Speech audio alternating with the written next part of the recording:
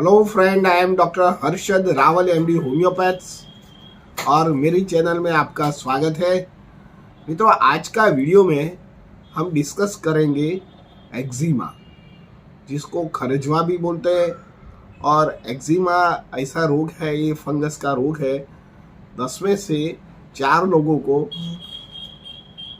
सारी जिंदगी में एक बार तो ये फंगस का रोग लग जाता है। कई बार ये रोग जिंदगी भर रहता है और इतना पसेसिव हो जाता है दर्दी कि बहुत सारी दवा लेने के बाद भी वो नहीं मिटता है। तो होम्योपैथिक में उसको जड़ मूल का इलाज ही है। आज हम 5 मेडिसिन के बारे में हम बताएंगे और कौन सा प्रकार की जो एक्जिमा होता है, खरजवा होता है, उसको कैसे मिटा जाता है, क्या होम मेडिसिन ले सकते हैं, क्या खाने पीने में ध्यान रख सकते हैं, ये सब कुछ यही वीडियो में हम बताएंगे। मित्रों, जिसको खर्चवा है उसको एक्जिमा भी बोला जाता है मेडिकल भाषा में। ये ऐसे तो 2 प्रकार के होते हैं। कई बार ड्राई एक्जिमा हो जाता है, मीन्स इसमें से पानी परु नहीं निकलता है। कई बार वेट एक्जिमा होता है। वेट एक्जिमा में दर्दी को जहाँ इरप्शन है इसमें क्रैक आ जाता है। शुरुआत के तबक्का में इसमें पानी आता है और बाद में धीरे धीरे पीप और ब्लड आने लगता है और दर्दी बहुत सारे हैरान हो जाता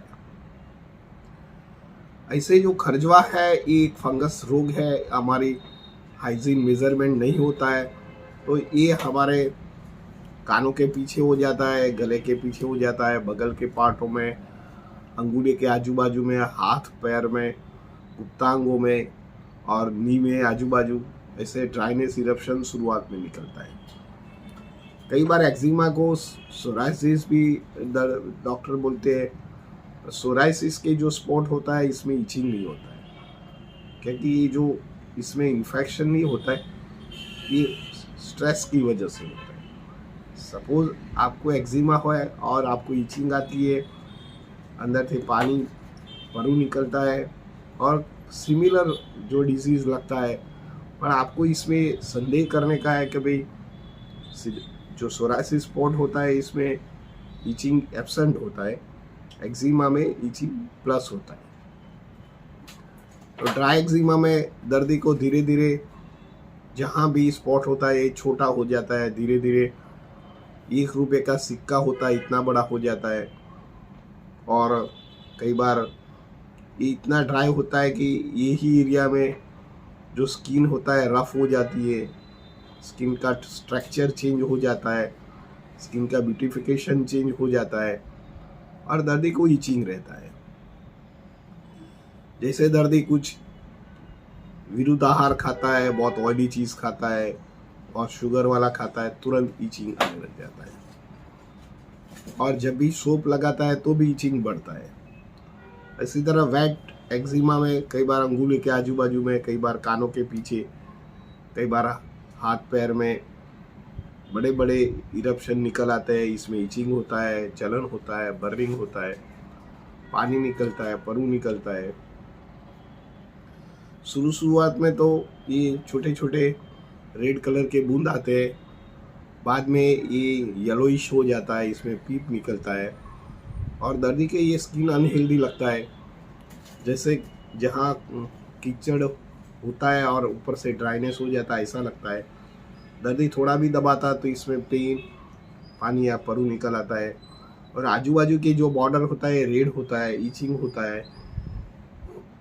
दर्दी को इरिटेशन होता है, तो एंग्जाइटी हो जाती है, कई बार जलन होता है, दर्दी को बोरिंग लगता है कि क्यों मेरे को मिटता नहीं है। आधुनिक साइंस में इसके लिए स्टेरॉइड युक्त दवा का उपयोग करते हैं, तो शुरुआत में तो ये रोग दब जाता है, दर्दी को अच्छा लगता है, परंतु 10-15 दिन के बाद ये डबल स्ट्रेंथ में बाहर निकल आता है। दर्दी फिर से दवा लगाता है तो फिर से बैठ जाता है। 10 दिन अच्छा लगता है और 10 दिन के बाद जो एरिया 5 मिलीमीटर का था वो एरिया 25 मिलीमीटर का हो जाता है। तो धीरे धीरे बढ़ता है, शरीर को सप्रेस होता है, खून खराब हो जाता है, खून साफ नहीं होता है तो ये खून से ही दूसरे एरिया में पहुंचता है। तो ये वेट एक्जिमा की बात हुआ। कई बार कॉन्टेजियस डर्मेटाइटिस हो जाता है, जैसे हम चप्पल पहनते हैं और चप्पल कई बार इरिटेशन होता है तो यहाँ भी एक्जिमा हो जाता है। कई बार लेडीज पर्स यूज करती है तो ये पर्स का कॉन्टेक्ट की वजह से सोरासिस एक्जिमा ब्रेकआउट होता है, कॉन्टेजियस डर्मेटाइटिस होता है। कई बार आपको कोई ऐसा फैक्ट्री में काम करते हैं, कलर में काम करते हैं या लेदर में काम करते हैं, तो उसका रिएक्शन से भी एक्जिमा होने की संभावना रहती है। तो ये अलग अलग टाइप के सोरासिस होते हैं। सोरासिस वाले ये जो एक्जिमा होता है ये अलग अलग प्रकार के होते हैं। दर्दी को इसमें उसको चेंज ऑफ लाइफस्टाइल करना पड़ता है। एक तो बाहर की चीज बंद करो, ब्रेड जो खाते हैं, चाइनीज थिंग खाते हैं, कोका कोला पीते हैं, ज़्यादा शुगर लेते हैं, ऑयल यूज़ ज़्यादा करते हैं, अजीनोमोटो यूज़ करते हैं, सोडा बाइकार वाले पदार्थ ज़्यादा खाते हैं, उसको अवॉइड। उसको घर का खाना, फ्रेश खाना होना चाहिए, यही लेना चाहिए। नमक और सॉल्ट कम लेना चाहिए, प्रिकल अवॉइड करना चाहिए। स्किन को हाइजीन मेजर रखना चाहिए, बार बार स्किन को वॉश करो, क्लीन करो, अच्छे कपड़े से उसको वॉश करो, हाइजीन मेजर रखिए। और यही एरिया में साबु का उपयोग मत कीजिए, क्योंकि साबु आपको इससे लगता है कि क्लीन होता है, पर यही एरिया में ड्राइनेस और कर देता है और इचिंग बढ़ जाता है। तो जब भी आपको इरप्शन लगे तो घर में कोकोनट ऑयल या कैस्टर ऑयल का ही उपयोग कीजिए। कोई ट्यूब या कोई स्टीरॉइड युक्त दवा के कोई एंटीसेप्टिक दवा का उपयोग मत कीजिए। होम्योपैथिक में मैंने 35 साल में बहुत सारे 10 साल 15 साल पुराना जो एक्जिमेटस इरप्शन है वो जड़ से ख़त्म कर देता है। थोड़ा धीरज से दवा करना चाहिए। मैं आपको 5 दवा का विवरण करता हूँ, तो ये 5 दवा में से आपको योग लगे एक ही दवा का उपयोग करें, नहीं तो हमको कांटेक्ट कर सकते हैं। सबसे पहला है ग्रेफाइटिस। जिन लोगों का वजन ज़्यादा होता है, कॉन्स्टिपेशन रहता है, इरिटेशन रहता है, पर्टिकुलरली जो लेडीज़ होता है, हेयर फॉलिंग प्रॉब्लम रहता है, थायराइड का प्रॉब्लम हो या शरीर का भाग बड़ा हो और इरिटेटिंग माइंड हो और ड्राई एक्जिमा हो जाता है, तो इन लोगों को ये ग्रेफाइटिस दवा का उपयोग करना चाहिए।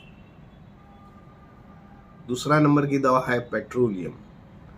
पर्टिकुलरली मानसून ऋतु में हाथ पैर में एक्जिमा निकल आता है और कानों के आजू बाजू में एक्जिमा निकल आता है, जिसको खून खराब होता है और इसमें पानी परु हो जाता है। कई बार स्किन के ऊपर ग्रीनिश येलोइश शेड हो जाता है, इरिटेशंस होता है, दर्दी भूलने की बीमारी हो जाता है, रात को तुरंत एकदम इचिंग उभरता है, दर्दी थक जाता है, सांस फूलने लग जाता है, बेचैनी करता है, तब आप पेट्रोलियम 30 का उपयोग कर सकते हैं।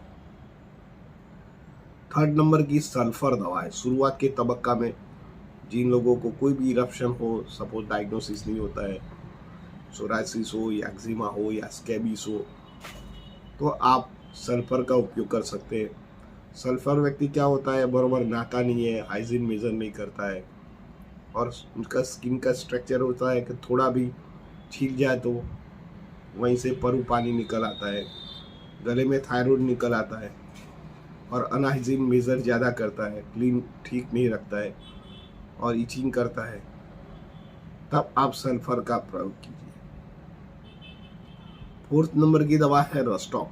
जिन लोगों को मानसून ऋतु में स्किन की कोई भी प्रॉब्लम हो, इरप्शन हो, सोरासिस हो, एक्जिमा हो या आपको सीरस निकलता हो या नेटल रश हो, स्किन में ऐसे ही खुजली आता है और बारिश के मौसम में भीगने के बाद ये सिम्टम बढ़ता है, तो रस्टॉक का उपयोग कीजिए 30 पोटेंसी में, इट वर्क वेल।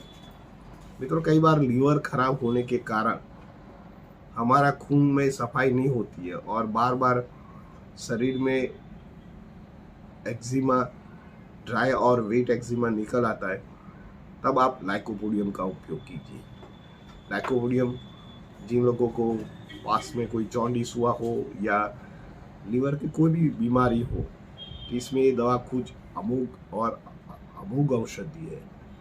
ये जो 5 दवा का उपयोग आप धीरज से कीजिए, तो आपका कोई भी पुराने से पुराना जो एक्जिमा इरप्शन है ये जड़ मूल से ख़त्म करता है। साथ में स्किन पर कोई दाग नहीं रहता है, स्किन का स्ट्रक्चर फिर से ब्यूटिफिकेशन हो जाता है, स्किन हेल्दी हो जाता है आपको मेंटली एंड फिजिकली स्ट्रेंथ बढ़ता है, एंजाइटी कम हो जाती है और आपको अपलिफ्ट मिलता है।